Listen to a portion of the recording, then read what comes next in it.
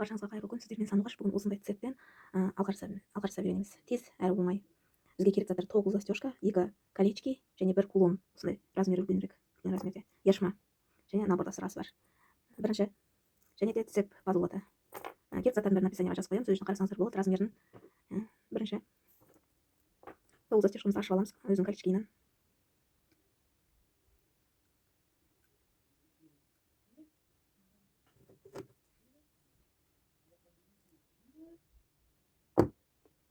Тоғыз застежкамыздың өзінің колечкиі бар. Соны алып цепке ілеміз.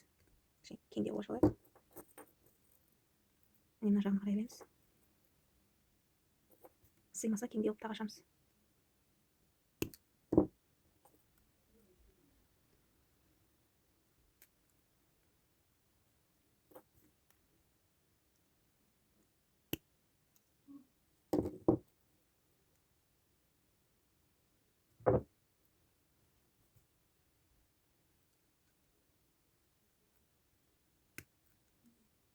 Енді колечкемізді жабамыз.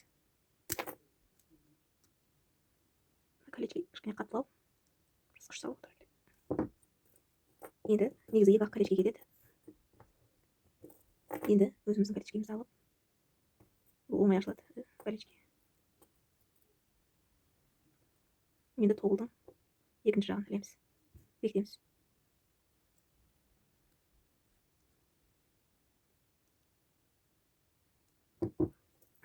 Осымен былай алғанымыз дайын. Енді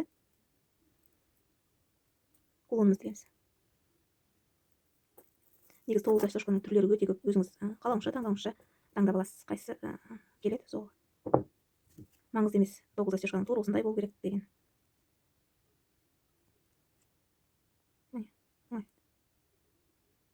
Оңай ашылады. Енді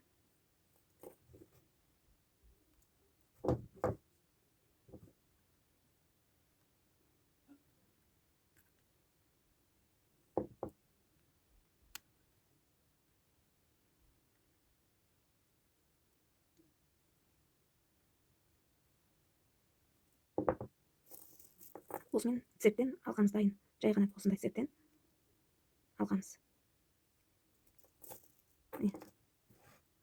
Цептен осындай алға жасадық.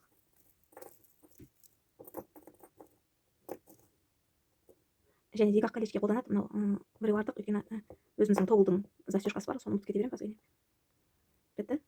Және наборда сырғасы осындай болады. Бұл бублики деп аталынады тас. Мынау яшма емес, басқа тас. Мына конго деген сырғасымен осындай наборда болады. Оңай, тез дайындалады осы алқа. Және әдемі көрінеді мойында. Және де мынандай осындай кибелеріне фурнитура сататын люксовый сақиналар осындай сатылады. Және де дайын мынандай сырғаның осындай основасы сатылады. Соны сатып алып, колечкимен мына екеуіне іле салуға болады.